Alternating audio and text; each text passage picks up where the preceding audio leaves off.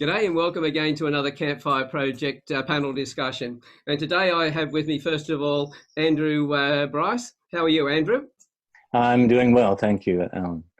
Fantastic to have you here. As everybody knows, Andrew is a EFT master and co-founder of Tapping Through. So I know that you'll have a lot to contribute today. And then we have Angela Heise, who is an executive coach, trainer and global nomad. We were just talking earlier on about how you've travelled over so many countries. So it's really great to have you here as well, Angela. Thank you. It's wonderful to be back. Thank you for having me. Oh, you're welcome. And then we have Kenny Mammarella-D'Cruz over there in London.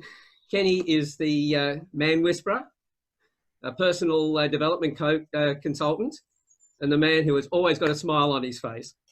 It's great to have you here, Kenny. Thank you so much. I'm really looking forward to today's discussion. Well, I've been looking forward to it as well. And you guys have put your suggestions forward to the subject. And as October 10th, it was National Health Day, or Mental Health Day, I thought it was a good subject to talk about. But you were also saying, Kenny, that the 13th being a full moon would also impact on our hormones and how we do things. So I'd love to start the conversation off with that, if you wouldn't mind. Yeah, do you know, if it's okay, I'll start with a very short, embarrassing story of how I figured this out. And that's... Always like embarrassing stories, as long as they're not mine. I think it was the mid to late 80s where my kind of new best friend and I was brought up Catholic, he was brought up Jewish, and we were both looking for more. We were looking for more in life. So we were best friends, we worked together, we were flatmates, we were kind of like almost enmeshed in a way. And we were both, I guess, mummy's boys and, you know, just starting on our pathways, on our journeys. Then we discovered Theosophy, which kind of seemed to include all of this. And we told the group, especially the leader, that we noticed that sometimes we hate each other. And it went as far as violence. Other times it was loving each other, and more than it being about each other, it was about our own pathways and our own growth. And he said, plot it on a calendar of when you feel good, when you feel bad, and what goes on. So we did that for like 2-3 months, and it was the week before the full moon when we went bonkers. And I just thought, well, that's evidence. It's not woo-woo, that's evidence. I spoke to my mother and she realized that she felt insecure and sad and a bit weird, and it was around the full moon time. So I looked into it, and it was a few years later that I started running men's groups. I've been doing it for almost 20 years now. Same, for a lot of the men, and what I figured is it's more emotional than anger. So if the vulnerability comes up, if the fuse gets shorter, if there's sadness, if there's fear, then a lot of men would cover it up or survive it with anger.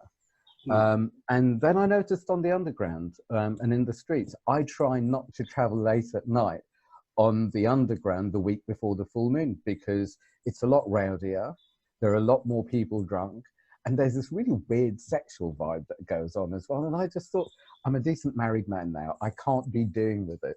So every full moon, and I know that my phone, I get a hotline to my clients and the men's group men, because stuff comes up and it's not bad.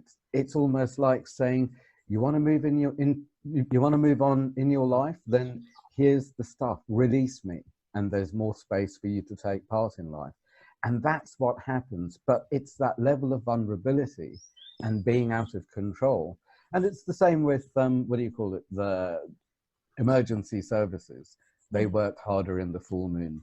The prisons, it's different. There's no two ways about it. When I lived in Fiji, I remember the islands that I generally lived on would come alive on a full moon. There was nothing standing still. Nature went bonkers. After the full moon, it's like Peace City. So it's been crazy in the last week. And the realization, thankfully, we have the open groups, the closed groups, and the WhatsApp. And in WhatsApp, people have been talking about their insecurities, their fears, their fights and everything. But we've been there to kind of like share it and hold each other rather than getting into the dramas. And the transformations, the realizations, the pennies that dropped. If I was holding a basket, then I'd be a rich man with those dropped pennies over the last few days. It's been phenomenal. So, the embarrassing bit. Yeah, don't miss that. Violence. Violence. Neither of us were violent men. But the violence, the insecurity, I remember, you know, and I was, no, I am generally calm and nice and reasonable. I'm a lot older now. But in those days, it's like when I got a bit between my teeth, I couldn't bear time out. I couldn't bear, we'll talk about it later. I couldn't bear having stuff in the air that's not being resolved. And it wasn't just shouting. And it, you know, they're not really good fighters or anything. But I remember once when the door was closed on me, I didn't even open it. I kicked and walked my way through the poor guy's bedroom door. It was hell. And do you know what? That's also a part of me. But that part of me and the fear, it doesn't own me anymore. But I needed to know it, and I needed to go through that so I can own that. And there's a time and a place for that kind of behavior, or for the potential of that. That might be, you know, protecting or whatever. But yeah, I have been a violent, insecure man.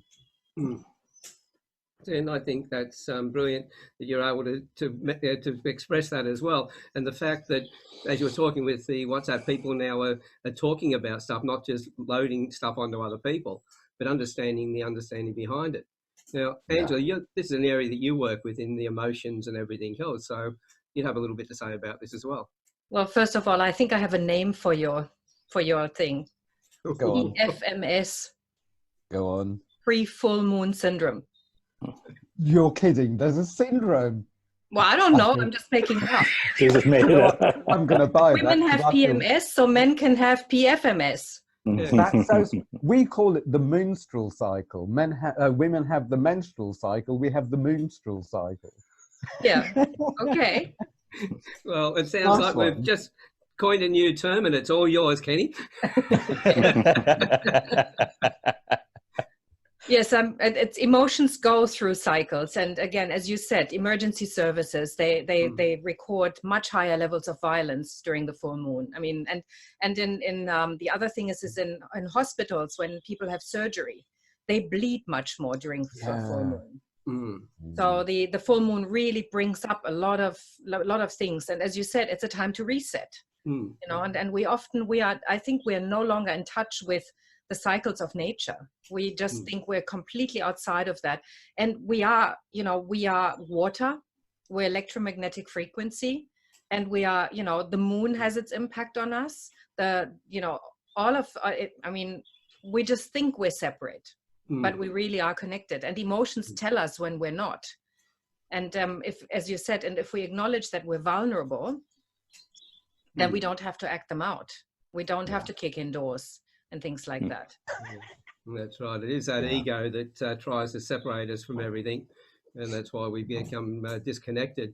Andrew, you work with the emotional freedom techniques, tapping and things like that. So how did you find your clients around this, around the full moon and in their behaviors? I have to admit that I don't track anything like that.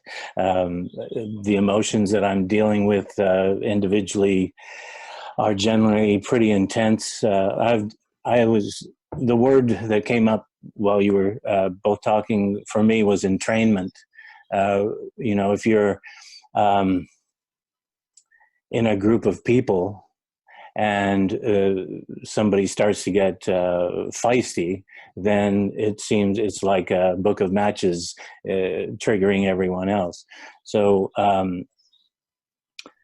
and I've been leading groups for 30 years, and my intention in a group is to create an energy of that safety and peace for people to be able to express themselves, like you're saying on the WhatsApp.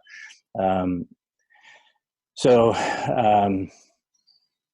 whatever the reasons that we get triggered, and I agree with Angela about being virtually unconsciously divorced from our environment.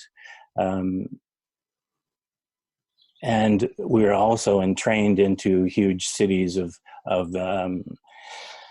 frustration, powerlessness, and some people are more sensitive to that than others. And creating the men's groups, and I think women are a bit ahead of us in having that, helping each other. A lot of the work I did starting 35 years ago, I did as a participant a men's weekend, 200 men in a room, and it was stark because there was anger. If you have 200 men throwing chairs, and it was just a revelation. So since then, I've been quite comfortable in any degree of emotion. My feeling is that the worst thing about emotions is repressing it. If you push them down, it eats away at you energetically, emotionally, and mentally. Yeah.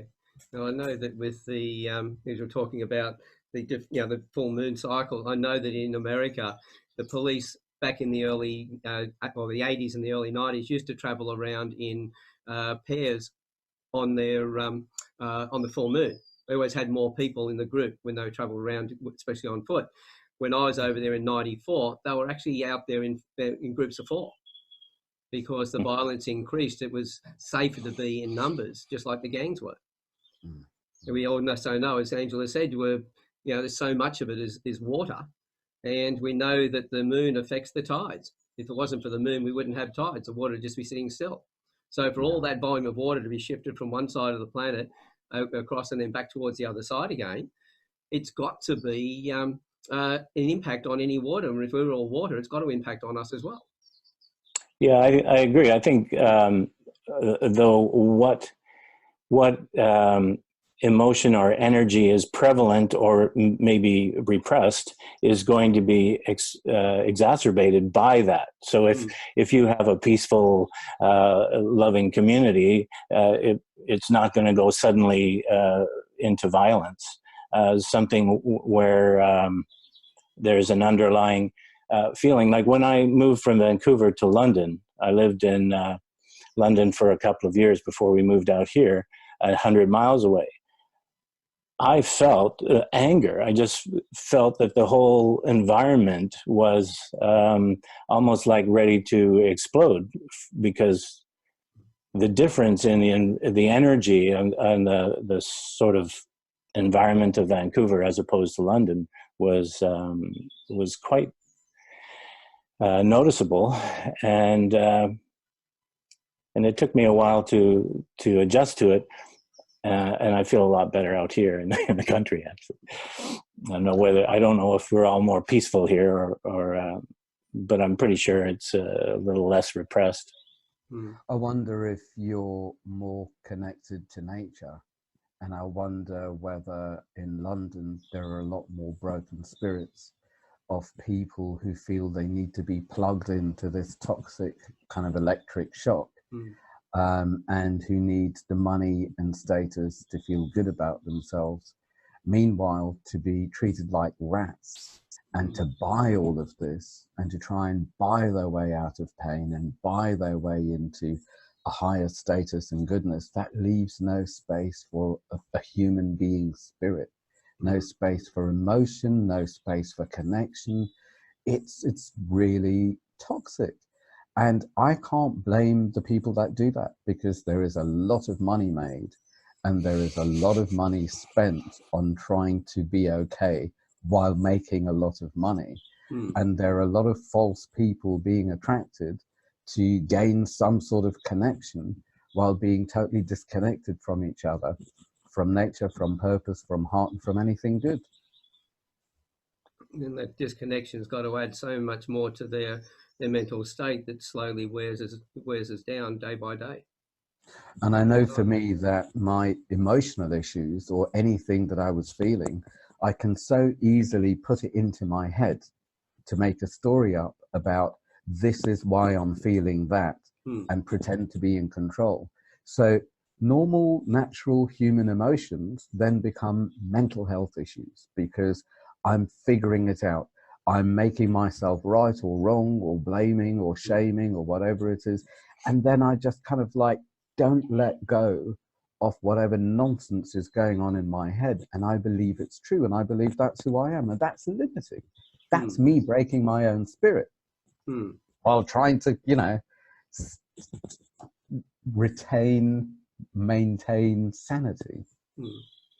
And that's, you know, putting ourselves in a position to try and fulfill a belief that we have about ourselves that's probably been imposed by, you know, the collective of people out there that we're all into the same illusion. And as you were saying, you know, you said there's not a lot of space to process emotions. I mean, and we're literally running out of space. In cities, we live so closely together and we are territorial people. We need to have a certain amount of space around us. So if we're not processing our emotions, we're not feeling our emotions, we're getting into this, I have to prove that I've got status and that I've got, you know, the ability to make lots of money, to impress people. And I'm not giving my emotions the space to express themselves. And I don't have the physical space around me, then it will have to implode or explode at some point. Because where's it going to go otherwise? I see so many people around me doing the thing with their money, their status, their looks, whatever it is, their social media, to prove to themselves that soon they will be good enough to take part with people while disconnecting and trying to be good enough rather than just connecting. And there's a strange... I was brought up in this country. I'm an ex-refugee. In this country, I was brought up in a small, poor town in Wales. And the connection that people had and the sharing and the communication and the no bullshit get down to what's going on was magical. It crossed a few boundaries at times, but then relationships, life does. Meanwhile, I'm now apparently middle class, it seems, and the people around me are middle class, and you know, it's got nothing to do with wealth, because I wouldn't call myself financially wealthy, but in so many other ways, my God, I'm stinking rich. But what I wish to do is take the love and the connection and the communication from the poor and bring it to the separate ones who have everything but feel quite often like they are nothing. And the tragedy, and this is so many people that I work with, the tragedy is either they have inherited or they have worked hard to cross everything off their list and to have everything in order to be good enough to take part. But at the end of it, when they do have everything, they show up and say, right, now I have everything, but I have no purpose, I have no passion, there's no point to me, I don't know how to love or feel, and I don't know how to buy these things. And it's almost like all the way that they dedicated life to being enough and having lots has failed. Thankfully, I got to learn from them. I'm not chasing that nonsense. But it's so sad that these people are demonized for having everything and they're not allowed to start again or to be sad. It's like, okay, well, you're rich or you're famous or you're whatever. You're not allowed to be sad. And where does that leave them? It's just like further and further isolation and more shenanigans. And that's it. And they've been through so much. They've had all these pressures, but they've done it separately. Whereas you've said some of the poor have done it together. They've lived in that community. So like your background, you know, from being a refugee to working with Mother Teresa, now being in London and working with business people and everything else, you've worked with a whole range. And you know, I would see that you'd be able to see that those people who are supposed to have it all don't really have much at all because they're out there singular on their own. They're like trying to be the man. Whereas in the poverty section, people were trying to be the best they could be, which meant they were, you know, men were being a man and women were being a woman, and therefore together. So dealing with the issues around them, and that's got to help your mental state. Well, I think the hierarchy of needs applies, because if you're struggling to find something to eat, you're not going to be thinking, what's the state of the moon and my emotional relevance. I work for the past 6 or 7 years with wealthy families and multi-generations. And, we see that there's no guarantee of stability. That generally, there's a 90% chance of losing the family wealth in 3 generations. If you make it, the next generation is raised knowing poverty or the struggle, but the 3rd generation are raised within the wealth, and they know nothing else. But they don't know how to drive it. So. I think the issues for me are men are expected now to be able to communicate our emotions, and if we don't, then there's something wrong with us, so we're kind of caught between. When it was John Wayne, Gary Cooper, keep your face straight and just get up and get on with it, and Russell Brand. I mean, we're totally, most of us are caught in between because we haven't been raised with the fluency of the integrating emotion and mind. Because for me, emotion it comes in waves. It's like water. It is meant to flow, and we often get more information from emotion before we know what to think about it. Like Kenny was saying, we have a feeling, and then we sort of go up in the attic and analyze it. And our society is also, until recently, vilified emotion. You can be too emotional. When women are emotional, we say, "Oh, that's women." When men are emotional, you're being a woman. So where do you fit? It's. I think I have created a space where I can fit, and for a lot of my life, I was in grief for not fitting in. For being foreign. I mean, even in refugee camps, we were foreign and we didn't fit in because we were going and we didn't speak any of the Indian languages. We were Catholic and we didn't know what on earth was going on with the others. And then same in Wales. And I'm used to being a misfit. And then I found that I was accepted. I mean, I was accepted, working with Mother Teresa, I was accepted by the dying people. I was accepted by the Fijians. I'm accepted by the middle class English, by the working class Welsh. I'm so lucky with that. And with that, I've been able to create my own world. And in my world, what you just said, Andrew, which I know is the mainstream, and you're totally right, that's not the case. And I hope that my bubble, which I really like, just keeps growing and growing and popping and messing on everyone. Because in my bubble, it's not just men who need to express emotion. It's women as well. And it's not even men or women. It's the masculine and the feminine. And generally, I feel, whether it's male or female, if there are 2 things, number 1 is safety, and number 2 is people that can actually listen and hear and receive the emotion, then a man or a woman or a person can express that emotion. But if I go up to some drunken bar and say, I am feeling devastated because blah, blah, blah, then they're not going to hold me or hold a safe space and say, share with this man. They're going to say, like, have another drink or shut up. So I need... I guess one of my main missions in life is to enable people to receive other people in love as well as in fear, and in pain as well as in bliss and in joy. And sometimes it can be as scary or as painful to meet someone in joy as it can in fear.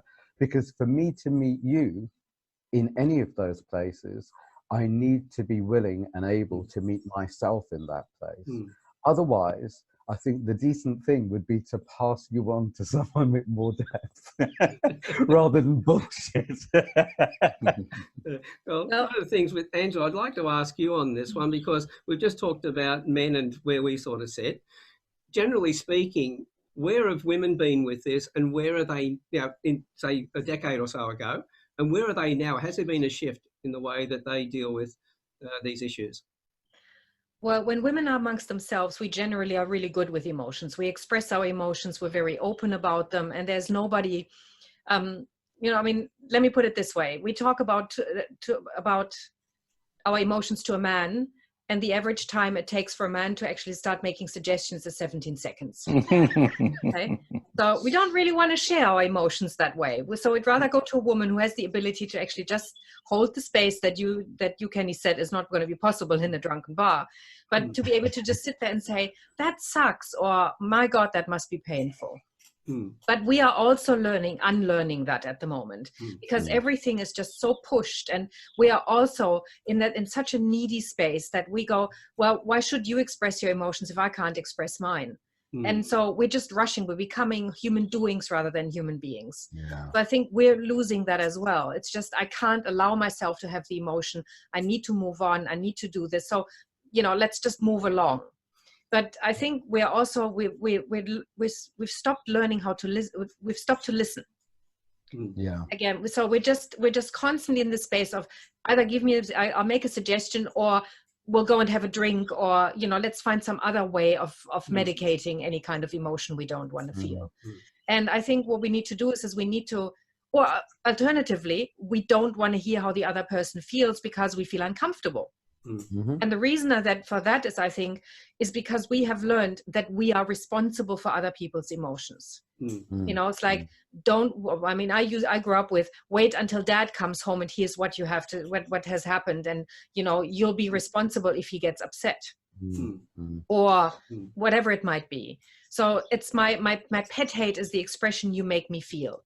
Oh, nobody can make me feel anything. Exactly. Yeah. But if you listen to songs, it's all about, you make me feel, like a man, you make me feel like a woman. And, like a natural woman. Yes. And I'm sitting there going, careful, Kenny, don't give up your day job, please. Don't. So it's about saying, it's like, I'm happy to listen to you, or maybe I'm empathetic enough to listen to how you feel, but I don't need to fix it. I can just listen to you, and I can just hold the space that we mentioned, and that's okay. But we don't do that. It's all about either moving on or fixing it or ignoring it. I know that when I was a massage therapist years ago, working with people with their issues, massaging them and taking through NLP processes, I remembered one woman when I was talking to her and said, well, how do you deal with things? She said, when I get stressed, I go and buy a dress. And I go, well, you haven't dealt with it. What happens when it comes back and it bites you on the bum again? She said, that's when I go and buy the matching shoes. Whereas men, as you said, Kenny, we'll just go out and have another beer, or we'll buy another toy. Have you noticed in TV series how often people have an emotion and somebody offers them a drink? Yeah. For me, that's perfect, because that's how they sell alcohol. It's not going to... Healthy people don't make a lot of money for society, But for me, the fundamental difference between a boy and a man is a boy will naturally take everything personally, feel unsafe, be responsible, and try and fix everything. Where a man can listen, receive, be in the pain, be in the discomfort, and be there for the other person. And it's...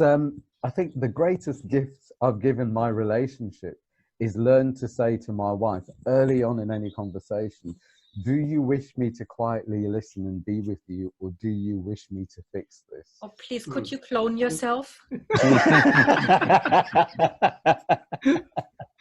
That's some really wise advice, because I do a lot of presentations. There's a little clip on YouTube that I use quite frequently. Go and Google, it's not about the nail. Oh, I love that. I love that. Yes. I'm doing a presentation on Wednesday. She'll be up on the board again. It's absolutely brilliant. It just shows, I use it to show the difference in our personalities and how men are different to women, but also how each of us are different from each other. Yeah. And how we interpret things and how we respond. And so it's important to know yourself, but know the other person and speak to them in the way that they want to be spoken to. But that is a funny way of presenting it. It gets a laugh and people go, you got to be kidding. Well, how many times when after you've watched that, you've looked back at your past relationships and gone, well, how many times have I done something similar to that? And I've lost count. So, well, it's polite. It's good etiquette. Surely. In a lot of, I think in mainstream society, and certainly the way I was brought up, you do not mention the elephant. There is no such thing as elephants. It's, no. What will people think? Maintain the status quo. Don't rock the boat. Don't make anyone embarrassed, etc. It's survival. And survival leaves no space for living. And for me, it goes back to what I said earlier. It's like, then there is a broken spirit. Then there is a lonely person who is disconnected and has to collude with what the humans do, what decent people do. And my God, it hurts. That's it. I think one of the things that's consistent here is everyone has mentioned listening. And I think being heard is as therapeutic as it gets. One of the needs we have is to be seen and understood and accepted. And that's one of the things my clients tell me is I've never been heard and received like I just was. And I think that if we just are able to accept people as they are and to hear them, and I think what you're saying, both of you and Alan as well, that when someone feels like you've listened to them, you've accepted them, they feel connected to you. So not only are we heard and accepted as we are, that builds that basic connection. And when I was part of a group of about 1,000 men in Vancouver on small teams of 10 or less. And a lot of times the men would do the same thing that you were talking about. Somebody would say, I have this problem, and 8 guys would be there to tell you how to do it, fix it. So we had to kind of stop them doing that to each other as well. You know, how many conversations have you had where you've heard later on that somebody said, oh, you were such a great conversationalist, and all you said along the way was, wow, yeah, I feel, I can see that. You've given no advice whatsoever. They've walked away going, I sat down, I spoke with Kenny or Andrew or Angela, and I've walked away with the answer. They gave me the answer I needed. We haven't said a bloody word, but they've allowed them that space to work through it. So I think that was the awakening for me when I started working with terminally ill patients, and they were going through their past and talking about things and finding solutions and changing the way they were thinking. And there was no advice given from me at all. It was just questions that I asked. So I showed I was listening. As they say, people used to say that you've got 2 eyes and 1 mouth, or you've got 2 ears and 1 mouth. Well, you've got 2 eyes, 2 ears and 1 mouth. Use them in that proportion. And if we think about it, we're emotional beings. We've got 5 senses, external senses, and we have internal dialect. So when we look at 4, 2 eyes and 2 ears and 1 mouth, it's a similar type ratio. Listen more than we actually talk. Listen and watch, learn from the other person, and then speak. Jenny. There are, I feel that there can be, I've experienced an absolute bombardment when someone is heard and the space is there. It's like, right, now I've got you. I have been holding on to some stuff for a few decades. It won't take long, and it goes, and it can repeat. And, it's like, finally. And what I've found, in order to calm things down and for them to move on, is reflective listening, where every now and again to say, wait a minute, it's really important that I know I've heard you right. Are you saying? And then I'd sum up what they're saying so they know they've been heard. And then they can let that go and move on to the next, because they're so used to not being heard that the babble will continue. And then we kind of meet in almost like a sacred space of real intimacy, where I find so much trauma can be released simply in the meeting. It's got nothing to do with the fixing. It's like naming it. It's not blaming it. It's not shaming it. It's naming it.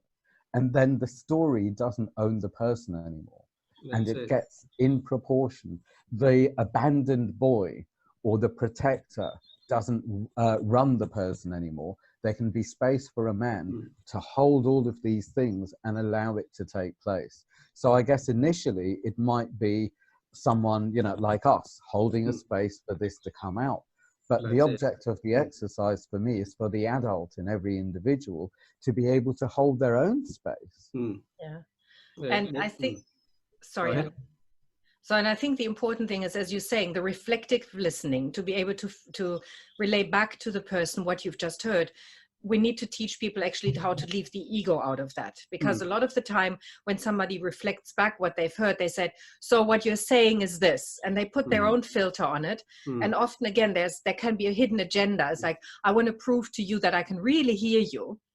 And then what it really backfires, because the person says, no, that's not what I said. So it's really about saying, so what I'm hearing you say.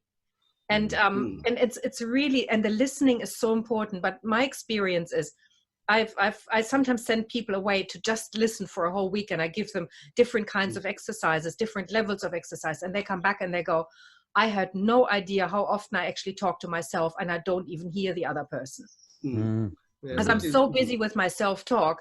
What am I going to say next? How am I going to impress that person? How can I tell them what to do next? Oh my God, that triggers me. That is really, and all of a sudden, 5 minutes have passed and we're sitting there and the other person looks at us and goes, and we're going, but we haven't said anything for the last 5 minutes. Well, that same approach, we've seen it from so many coaches as well. You know, patients or the client sits down with them and starts to speak before they even finish the first sentence. The coach is jumping in and saying, well, what you need to do is this. What you're saying is this. And straight away, they're taking control, and the person, as you said, Angela, sits there and goes, I haven't said that. And so now you've got people who, you know, say coaching is a total waste of time, because the problem is so many coaches aren't trained properly to stop and listen to people. It's about their ego to be able to fix you. I don't know how many NLP practitioners I speak to who go, oh yeah, I fix people who in one session they stop smoking. Well, they don't see the person after that one session. How the hell would they know? You know, the person probably goes away, talks to their friends and goes, oh my God, that was such a drama. Give me a cigarette. When we work with families, I had worked with individuals. You know, when someone comes to you and they have made a commitment, they want to some change in some way.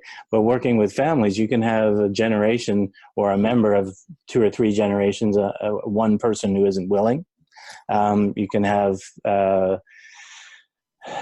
several generations of things that are acceptable and not acceptable, and communicating styles. So we teach exactly what you're saying, how to listen to enough that you can give it back to them, ask them if that's correct, and did I get all of it, and is there more? And then you just listen to that person until they actually say, no, there's no more, you got it. A lot there as well. I would think that while you might have somebody who is reluctant to be involved, that while you're working with other people and they're getting results, their pattern is being interrupted, where they're starting to see the other family member getting some results, and that changes their way of thinking. It's like Kenny has just said, where he breaks that cycle at that point and asks, you know, have I got it right? Am I fully understanding this? Because that's a pattern interrupt. Because I guarantee before, without someone interrupting like that, that person's told that story from beginning to end the same way over and over again. That's really dragged that needle into the record really deep. So there's a deep track there, and to get them out of that, it's really hard. So a pattern interrupt or working with somebody else that causes that person to start looking at things differently. And all of that is in their silence, isn't it?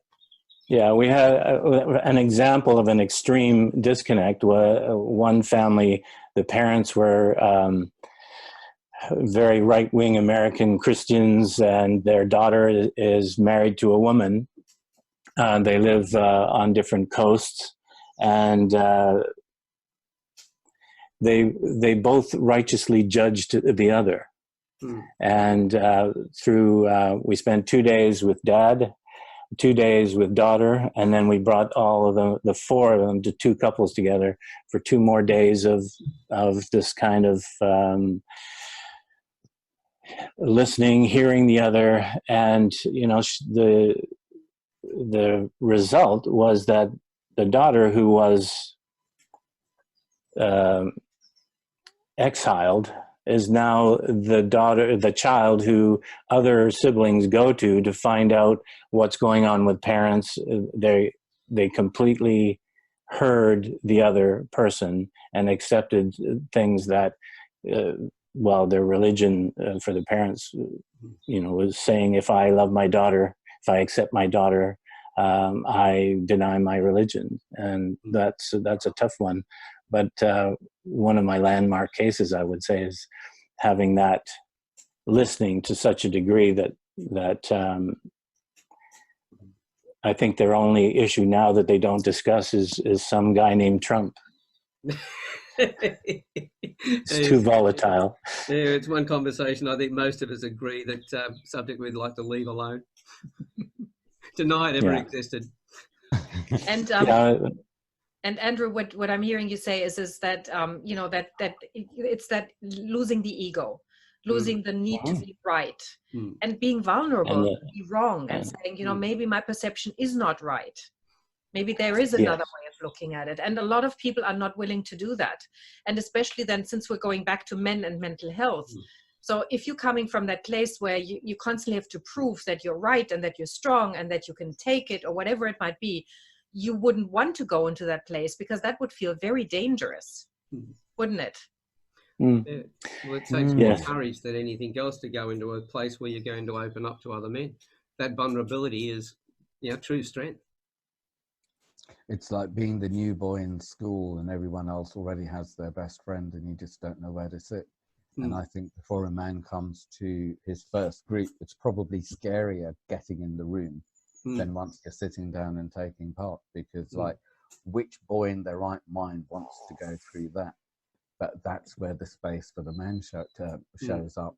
And I wonder, Andrew, because I work also with families and family businesses, and one pattern I find is the older generation, it's more old-fashioned, yang, masculine. And the younger generation is more modern, listening, collaborating, which includes the feminine. So from the older generation's perspective and that time and society and the way life was, that was right. And from the modern times, especially say with online marketing or whatever it is, there's constant feedback and the ability to respond to the feedback. So the feminine actually works. So how does the family go from the masculine and maybe the bullying into the feminine and maybe the vulnerable, where they are both right? And that's been quite a tension. And it's been something that a lot of not just the families have struggled with, but even the people around them. Because if the community is used to this dominant male and that's brought them safety, then suddenly the safety is gone and we're all equal here together. And how are we going to survive if we're not going to be bullied by the bully and protected by the bully? It's a very vulnerable shift, I find. And the most magnificent, interesting work that I get to do sometimes is father and son, whether the son's 20 or 50, for the father and son to get together, which is something that often they avoid because siblings can be their mother, can be their God knows, but for them to get together, that is magical. Do you find that is it that brashly old-fashioned masculine and modern management for you, or is that just what I attract? Well, it's certainly there. I mean, my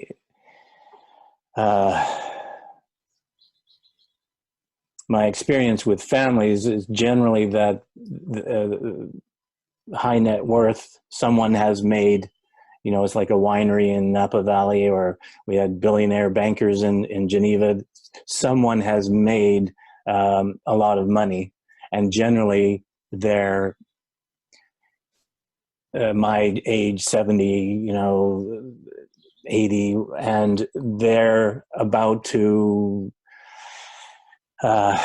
relinquish, or they should, or the next generation thinks they should. So there's a lot of competition. As you say, there are feminine styles. I mean, I started working when I started my working life. I worked for the railroad in Canada, and there were no women. So there were no women. There was just men, and it didn't matter how your tone of voice or anything. It was, did you get the job done? And it's gone, like you say, it's completely different in the workforce now. In the families, one of the things will be that old style,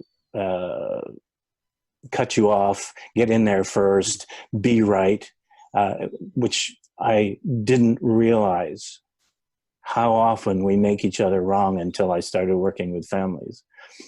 I saw it in myself. I'm now filtering for how I might do that, and I'm filtering for when people are making each other wrong.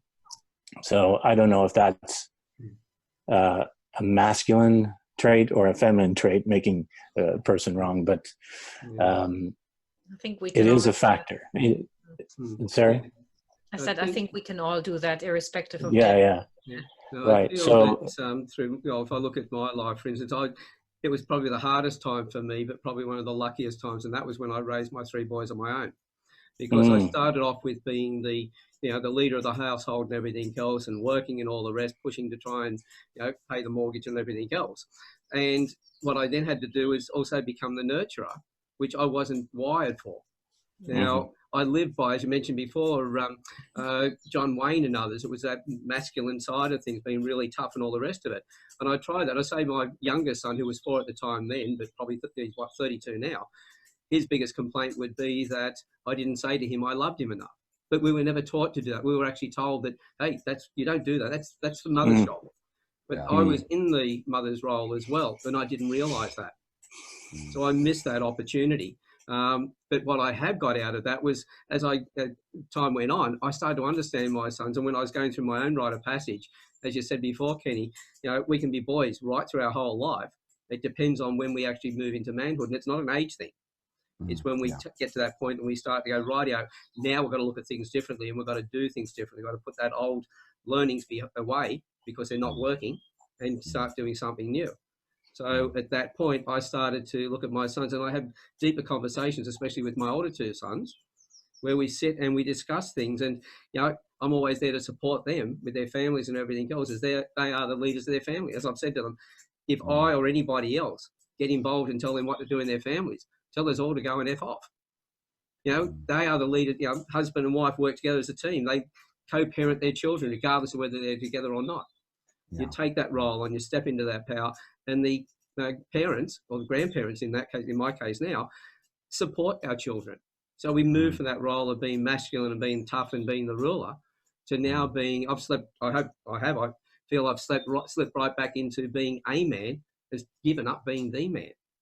I think it was a good point when I started to grow up, and as I said, my journey into manhood started when I turned 50. A man amongst men, rather than king of the castle boy. That's it, exactly.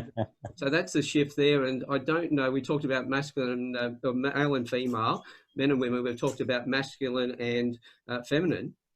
So I don't know where all that fits, and I don't know what titles you give to things. My advice to everybody is to just get out and do it. Find the right people to sit and talk to, get them to listen to you, listen to them, and grow from each other's experiences. And I generally find the most efficient way is to try and get to know the shadow, what is really going on. Because what's at play is the surface, nicey, polite stuff. But what's really going on could be survival of a trauma, or survival of, I don't know, Oedipal complex, Electra complex, a tragedy, etc., that no one talks about. But this person is special because this happened that we don't talk about, or this person is to be demonized because this is the one who rocks the boat, like you said about the lesbian daughter, Andrew.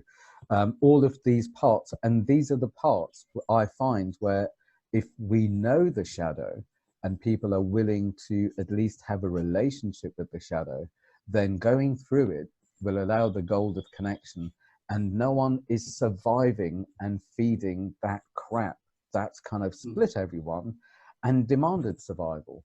And beyond that, the gold allows people to live. It's in a way a crazy thing to do because it's vulnerable. It's so much easier to attract the same old stuff and survive the same old stuff and look like the hero and the very smart one who's just surviving that crap. But it's not about survival.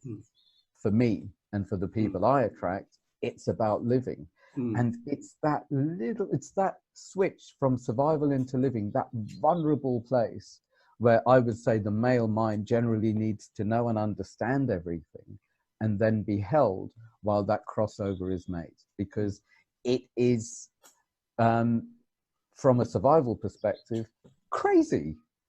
So I'm in control. You're saying I need to get out of control? No. Next. I'll go and see a different therapist. So when it comes down to that, as you said, there's a shift from the I've always been doing it this way to now stepping into and going through. It's a fear factor, isn't it? Going into now doing things differently. Yeah. So usually I say to people in these talks, we go, okay, what advice have you got for other people? But what I'd say now is, Billy, what advice do you have about yourself in making that shift? What would you say to yourself now, from what you know now, to your younger self, and how would you go about making the shift? Two things off the top of my head very quickly is my younger self quite simply needs to know that he's safe and that the man in me will meet the world and take care of things. It's not the place to send a surviving boy. So what I need to do is take a breath and tell him he's safe, and then I'm present. The technique that I made up a long time ago is, and this was something that came up before about second guessing and not being present in the conversation, is I was addicted to second guessing and what's really going on, what people are going to say. And it's just my script that I was inflicting on life.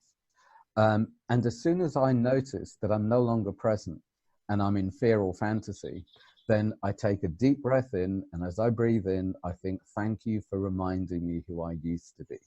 And when I breathe out, I'm present and I respond to what's going on, who's in front of me, or brushing my teeth, calmly rather than manically because I'm thinking of something scary. But for me, I need to be present. If I'm not here, then I'm not taking part in life. And if I'm not taking part in life, then the default fear script or survival script is going to come back in, and I know how to survive that. And I'm in Groundhog Day again, and it's just not pretty. Andrew, how would you explain it for yourself? Well, I like simple sayings, so I would say I'm the most sane when I'm out of my mind. And then I am a sane person. Yes. As Kenny alluded to, getting into your head separates you from the moment, from anyone you're with, and it takes you down a dark alley or to some fantasy. You're just not there. I have a client who's a ballroom dancer, and he said his instructor knows exactly when he goes in his head because he loses a step. So staying present, just remind, because if I get in my head, I'll think of what possibilities or what if they think, but I'm not present. And I agree, Kenny. That's. And Angela, as a woman, I would say, I've been so busy listening. Let me just think about it for a minute. And this is for both men and women, or for men specifically. I would say take the label negative emotion off. Because as soon as we have the label negative on it, we push it down, we suppress it, we brush it aside, or we don't want to feel it. But anger and frustration are really important. They tell us something's not working for us. So as soon as we then face it with vulnerability and say, I really need to look at this, and then have somebody we can trust to talk about this, and it loses the negativity or the fear. It loses that, oh, I shouldn't be feeling this, or I need to, you know, as Kenny was saying, I need to kick in the door, or whatever it might be. And just being present with this, as Andrew was saying. So it's just about saying, this is how I feel. And when I label it, it's already changing it.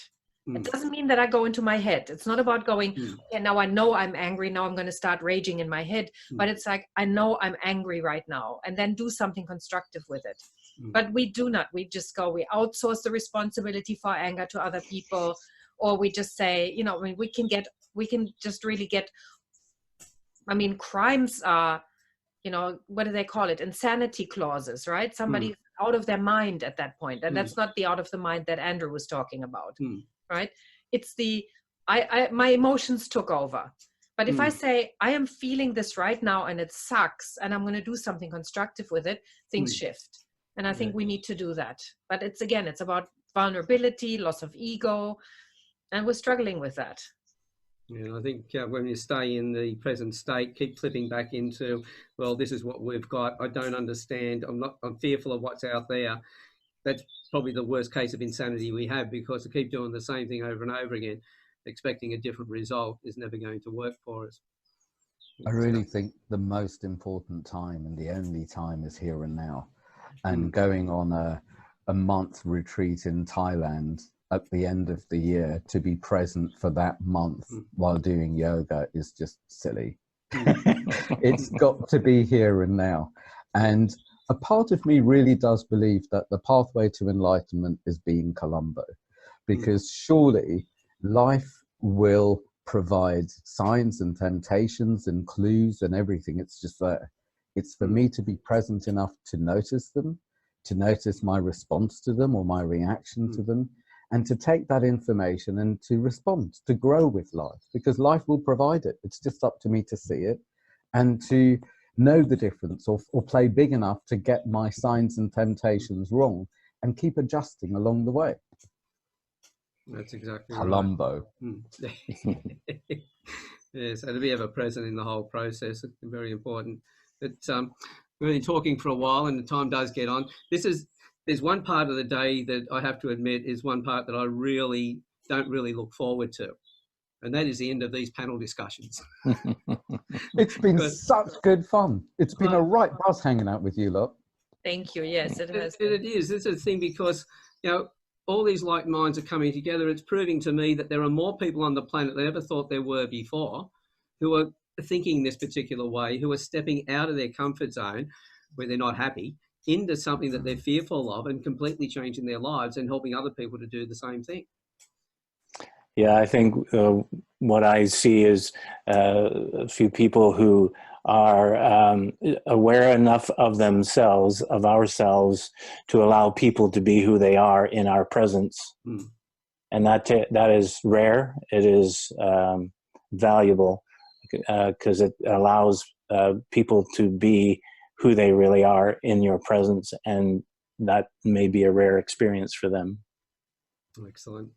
Well, thank you everyone for being on today. So Andrew, Angela, Kenny, it's been great having you all here.